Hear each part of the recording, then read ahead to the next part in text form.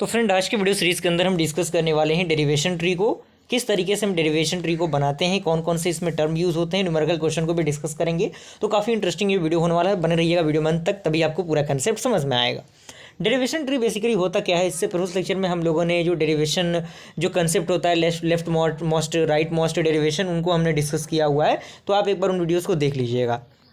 इसमें पहला पॉइंट कह रहा है कि it is a graphical representation for the derivation of the given production rule for a given CFG, यानी कॉन्टेक्स्ट फ्री ग्रामर। यानी ये एक प्रकार का ग्राफिकल रिप्रेजेंटेशन होता है जिसमें हम लोग जो भी प्रोडक्शन रूल दिया रहता है उसको हम लोग एक ग्राफिकल फॉर्मेट में रिप्रेजेंटेट करते हैं। ओके, उसके बाद अगला पॉइंट कह रहा है कि it is simple way to show how the derivation can be done to obtain some string from a given set of production rule. यानी ये एक प्रकार का सिंपल तरीका है जिसकी मदद से हम डिफाइन करते हैं किस तरीके से आपका जो डेरिवेशन हो सकता है वो डन होता है कुछ स्ट्रिंग को लेके for a given set of production rule. Okay, जो भी हमें प्रोडक्शन रूल दिया रहेगा उसके मदद से हम लोग जो डेरिवेशन ट्री है उसको बनाएंगे। तो घबराने की जरूरत नहीं है, सारे क्वेश्चन आपको यहीं आज की वीडियो में मिल जाएंगे। इसमें कह रहा है कि it is also called as the parse tree, यानी जो डेरिवेशन ट्री है उसको हम लोग पार्स ट्री के नाम से जानते हैं। और पार्स ट्री क्या फॉलो करता है, यहाँ पे कह रहा है कि parse trees follow the precedence of the operation the deepest subtrees traversed first, so the operation in the present node has less precedence over the operation in the subtree। And यहाँ पे अगला पॉइंट कह रहा है कि the parse tree contain the following property, यानी जो parse tree होता है वो फॉलोइंग प्रॉपर्टीज को कंटेन करता है। पहला प्रॉपर्टी ये कह रहा है कि the root node is always a not indicating start symbol, यानी जो रूट नोड होता है उसको हमेशा हम क्या करते हैं कि स्टार्ट सिंबल से इंडिकेट करते हैं। सेकंड कह रहा है कि the derivation is read from left to right, यानी जो डेरिवेशन होगा हमेशा हम क्या करेंगे लेफ्ट से राइट की तरफ रीड करेंगे। थर्ड इसके अंदर कह रहा है कि the leaf node is always terminal node, यानी जो लीफ नोड होना चाहिए वो हमेशा टर्मिनल नोड होना चाहिए। फोर्थ आपका कह रहा है कि द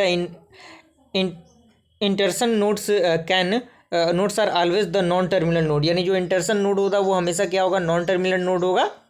और यहाँ पे हम डायरेक्टली एक एग्जांपल के माध्यम से समझने की कोशिश करते हैं। ये आपका प्रोडक्शन रूल दिया हुआ है जिसमें आपका ई स्टार्टिंग सिंबल है, यहाँ पे ई इंटू ई है, यहाँ पे ई अब में आपका ए है, बी है और सी है। आपको ये इनपुट प्राप्त करना है, यही यानी ए इंटू बी प्लस सी आपको ज्ञान करना है, यानी प्राप्त करना है। तो हमने बताया है कि हमने किस तरीके से उसको प्राप्त किया है। तो इसके लिए आपको क्या करना होगा, सबसे पहले हमें क्या करना होगा, स्टेप बाय स्टेप आगे बढ़ना होगा।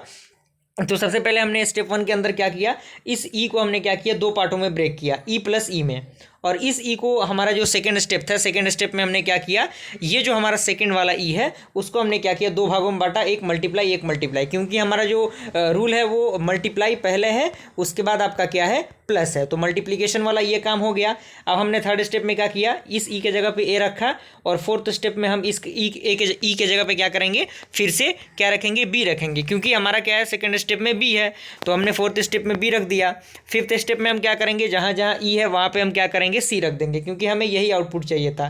तो ए यहाँ पे देखिए लेफ्ट से राइट की तरफ जाएंगे, ए इंटू बी प्लस सी, तो ये आपका क्या हुआ बन चुका है ए इंटू बी प्लस सी, ये आपका ग्राफिकल रिप्रेजेंटेशन आ चुका है। तो एक दो बार आप इसको प्रैक्टिस करेंगे चीज़ें क्लियर हो जाएंगी। ओके, अगला क्वेश्चन कह रहा है कि draw a derivation tree for the string b B A B b from the CFG given, यानी आपका ये स्टार्टिंग सिंबल वगैरह सारी चीज़ें दी गई हैं, इसको आपको स्ट्रिंग प्राप्त करना है B B A B B के तौर पे। तो आप चाहें तो इसको स्टेप बाय स्टेप कर सकते हैं, चाहे तो एक ही लाइन में कर सकते हैं। तो लेकिन स्टेप बाय स्टेप करने का एक फ़ायदा ये है कि सारी चीज़ें आपको जो होंगी क्लियरली दिखाई देंगी कि आप किस तरीके से सारी चीज़ों को करेंगे।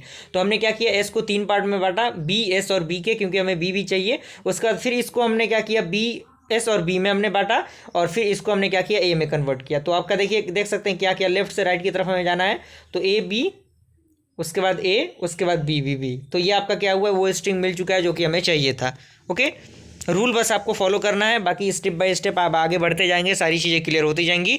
ये एक अनदर एग्जाम्पल है जिसको आपको सॉल्व करना है, तो कोई भी मेथड से आप सॉल्व कर सकते हैं। सारी चीज़ों को यहाँ पे आप देख सकते हैं, कोई दिक्कत परेशानी आपको नहीं होगी, बस एक दो बार प्रैक्टिस करेंगे सारी चीज़ें आपकी क्लियर हो जाएंगी। और ये भी आपका IDS फॉर्मेट में आपको लाना है, तो इस फॉर्मेट में लाने के लिए हमें इस प्रकार का प्रोसीजर फॉलो करना होगा। ओके, तो TOC सब्जेक्ट एक ऐसा सब्जेक्ट है जिसमें अगर आप प्रैक्टिस नहीं करेंगे चीज़ों को नहीं सीख पाएंगे। जितना ज़्यादा आप प्रैक्टिस करेंगे उतना ज़्यादा आप सीखेंगे। तो अगर वीडियो पसंद है लाइक ज़रूर कीजिएगा। जल्दी मिलते हैं ऐसे इंटरेस्टिंग वीडियो के साथ, तब तक के लिए थैंक यू।